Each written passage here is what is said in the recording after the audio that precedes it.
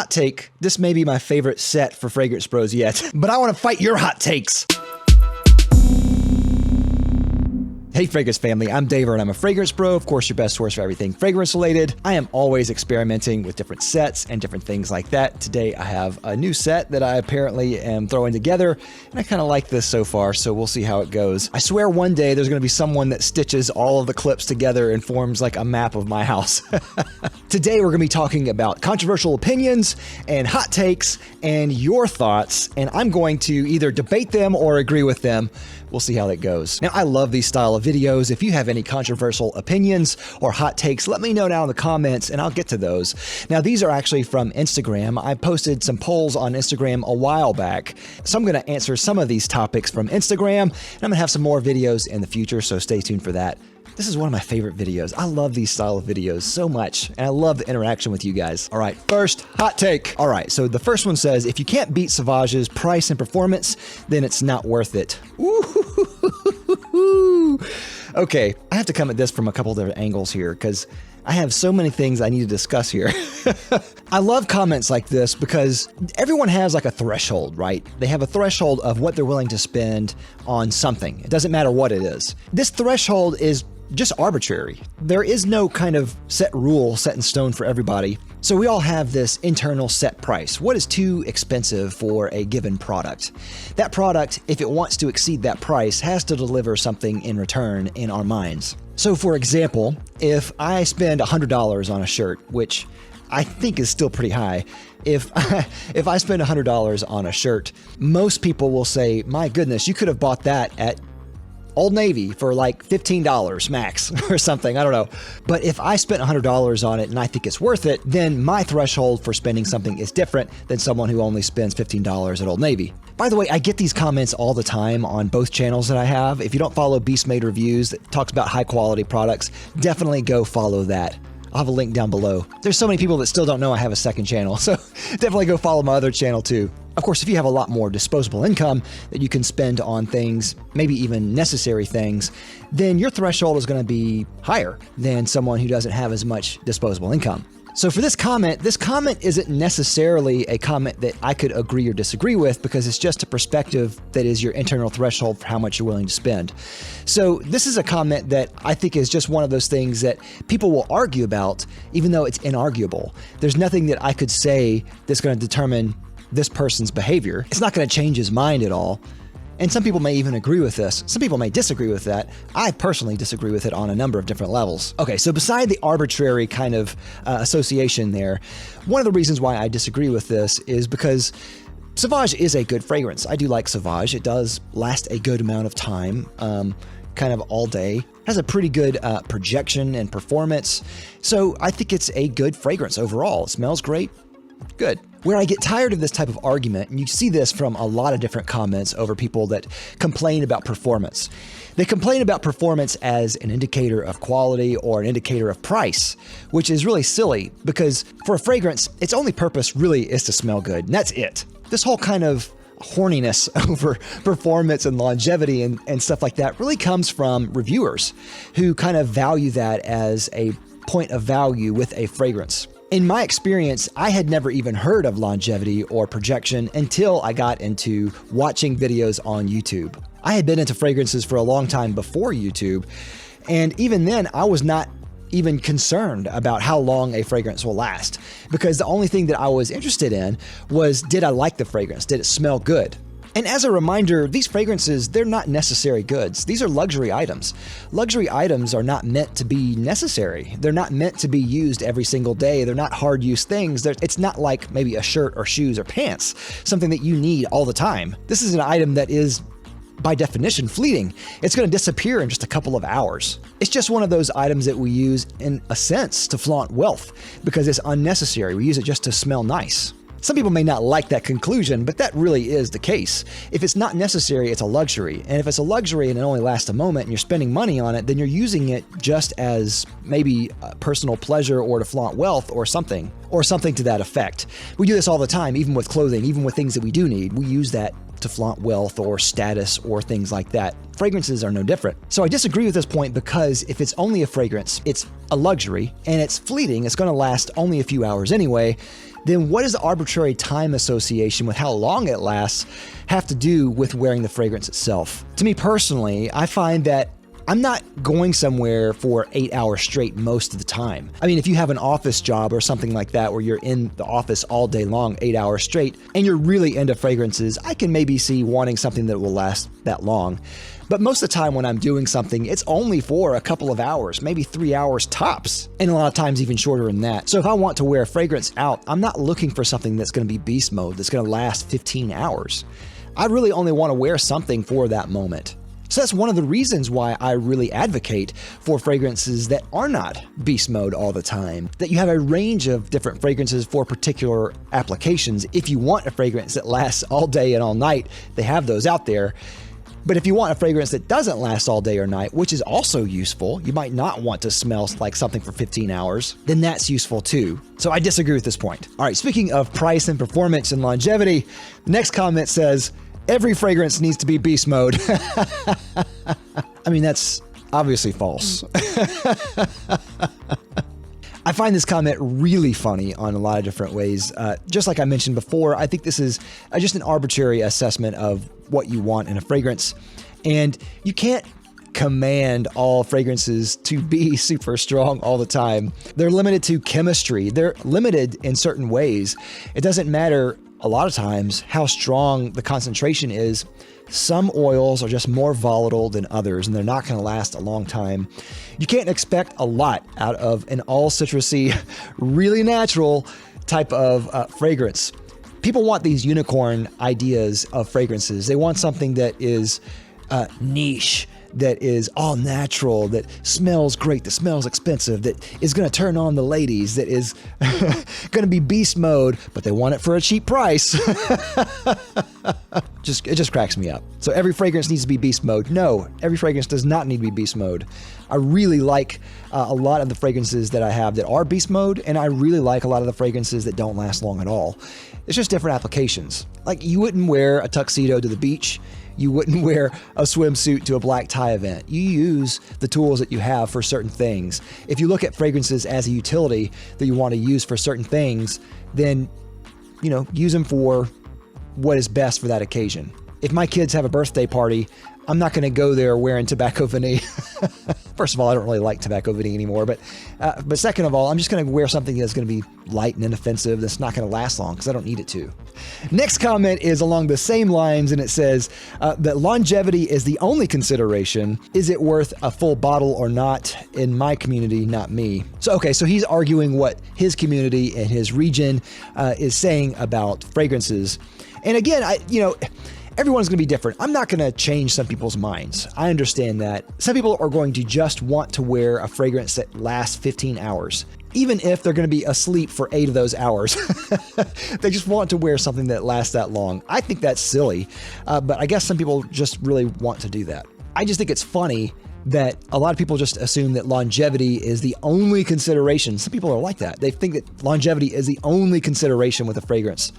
If I like a fragrance and I say it's magnificent, it's beautiful, it lasts about 5 to 6 hours, people are like, no, can't get it. Doesn't last long enough. I'm like, 5 to 6 hours, that's a pretty good amount of time most of the time, especially if something is beautiful. I'd rather have something that smells amazing and doesn't last quite as long than wear something that smells awful that lasts all day. Maybe that's a false dichotomy. Maybe you can have it both ways, but I haven't seen it both ways all the time. I think it's rare when both of those things come together. I think most of the time when a fragrance house is making a fragrance, they're really considering the fragrance itself, the smell, as the primary driver of what someone will want and what someone values in a fragrance. And I agree with that. I think that the smell itself should be the most important thing. Because a lot of times whenever you change the ingredients to make it last longer, it changes the smell.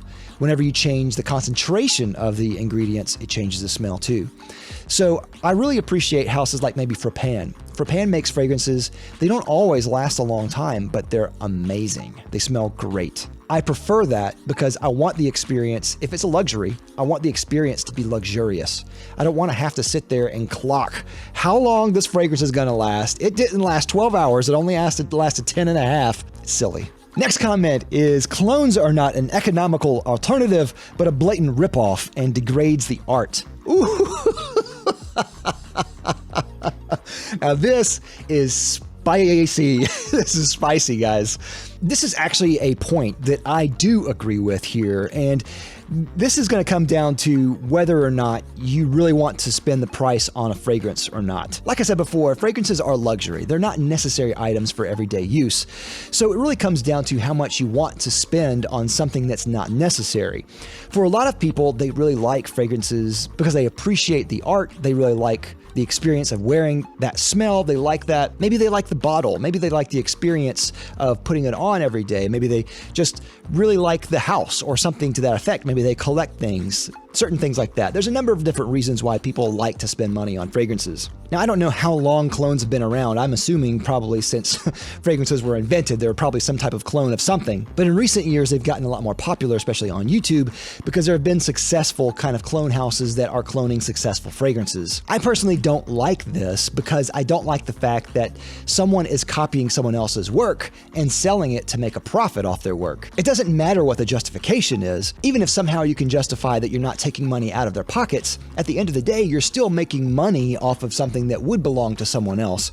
This to me is akin to copyright or trademark infringement on some degree. Even though there's not really legal precedent for it in the perfume world, it still is the same thing in my eyes, ethically anyway. So for me personally, and with Brian Perfume here, I totally agree that this is not something that is good for the perfume world at all. Which brings me to my next comment here that is a perfect segue, and that is clones are good. Oh man, this is getting good. Now, this is a point of view that many people hold as well. It seems like the perfume world, to me, is split 50-50 down the road when it comes to clones. And I've heard a lot of different arguments for and against. So some of the arguments that are for clones, and I'll go over maybe some of them, they're more economical. I think this is the obvious reason why people buy clones. Maybe they don't want to spend $300, $400 on maybe a Creed fragrance when they can buy a clone option that is just as good. Or at least it's supposed to be just as good. And it's hard to argue with that sentiment because, like I said before, if this is a luxury good and people are not going to spend $400, but they still want it, where are they going to find it? There's a couple different places where you could go and find it. Maybe you could find a decant, which that also kind of goes against buying a clone. But clones are really attractive, especially at their price point, for people who don't want to spend a lot of money on a fragrance. I find that clones are even more attractive when the fragrance isn't something that is at the top of your list. So if there's a fragrance that you absolutely love, like for me, Green Irish Tweed, I'll always buy Green Irish Tweed. I think it's one of the best fragrances for me of all time. I think it's an amazing fragrance. Now, there are a million different clones of Green Irish Tweed. Most of the ones I've tried honestly are not good. I think they're okay. But that aside, let's say if they're a little bit closer, I still would not buy it because I love Creed. I like what Creed is doing and I love Green Irish Tweed. But there are fragrances on my list that are not at the top of my tier. One of them maybe being Pegasus by Parfums de Marly. That's one that I don't really love, but I like. It wouldn't be one that I would spend, hundreds of dollars to acquire. But like a year or two ago, I got a clone of that one. It smelled in the ballpark, maybe even really close to the original Pegasus, and it made me kind of reassess where I was with clones. Because yeah, I am against clones, but if I'm not going to spend the money at all for a fragrance that is not at the top of my list, and I probably don't want to buy a decant, buying a clone is a good alternative. So as you can see, I'm kind of split on what I would do. That said, I have not bought any clones because I don't like clones. I don't like the idea of clones, but I can see why people do. I just think that if you want something, I think that you have a better option of buying the real thing. Most of the time, in my experience, every time I've tried a clone, I'm not impressed by the quality of their ingredients. I find that they're really kind of compressed and flat. They don't feel like they evolved in the same way that their traditional fragrances do. I don't know what it is. There's just something about them. They don't really work the same way as the original fragrance does. I think buying a decant of the original one, if you want to spend less, is a lot more appealing. Plus, you don't have to stick around with a 100 ml bottle or 50 ml bottle of something. You can just have something that's going to be 10 mils or something like that. I think that's a good alternative. Another alternative that you could do is maybe buy a fragrance that is inspired by that fragrance. Maybe you don't like Aventus as much, but maybe you like Orion by Tiziana Terenzi or something like that.